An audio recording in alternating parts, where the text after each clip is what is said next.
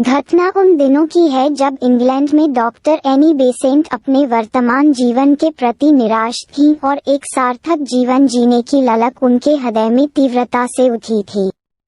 एक दिन अंधेरी रात्रि सभी परिवारजन गहरी नींद में सोए हुए थे।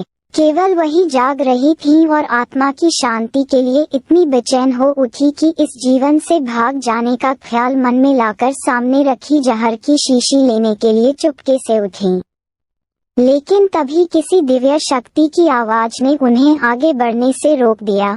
क्यों जीवन से डर गई? सत्य की खोज कर। ये सुनकर वह चौंक गई। अरे यह आवाज किसकी है? कौन मुझे भागने से रोक रहा है?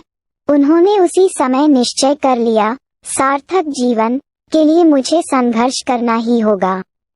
सत्य की खोज के लिए वे अपना परिवार, सुख संपत्ति आदि सब कुछ छोड़कर भारत आ गई। उन्होंने साध्वी जैसा जीवन यहाँ ग्रहण किया और विश्व को भारतीय जीवन दर्शन के रंग में रंग देना ही अपना मुख्य उद्देश्य बना लिया। उनकी मृत्यु भारत में हुई थी। इस प्रसंग का उद्देश्य अंधकार से प्रकाश की ओर जाने के लिए भी मनुष्य को संघर्ष करना पड़ता है, जिसके दौरान वह अपनी शुद्ध चेतना से समर्पण भाव को जागृत कर जीवन लक्ष्य की प्राप्ति कर लेता है।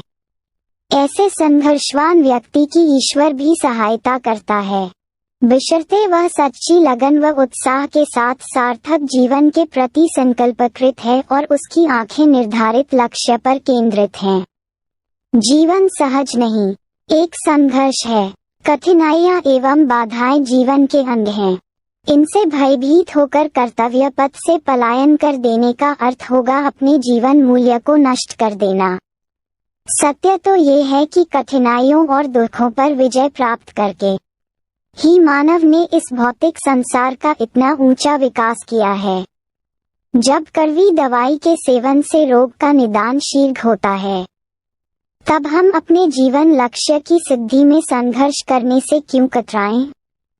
हेनरी फोर्ड का कथन ध्यान देने योग्य है। त्रेता युग में श्री राम जी को 14 वर्ष का वनवास मिला था और फिर लंका पर विजय प्राप्त करने के पश्चात लौटने पर रातगद्दी मिलते ही उन्हें सीता जी के निष्कासन पर एकला जीवन लेना पड़ा था। द्वापर युग में श्री कृष्ण के होते हुए भी धर्मराज युधिष्ठिर सहित 5 पांडव भाइयों को 12 वर्ष का वनवास और साथ में 1 वर्ष का अज्ञातवास झेलना पड़ा था। स्पष्ट है, ये जीवन संघर्ष आदिकाल से चला आ रहा है। अतः सुंदर जीवन बनाने के लिए हमें संघर्ष के बीच तो रहना ही होगा, बाधाओं को पार करते हुए आगे बढ़ना होगा और तभी हम अपने जीवन उद्देश्य की पूर्ति कर पाएंगे।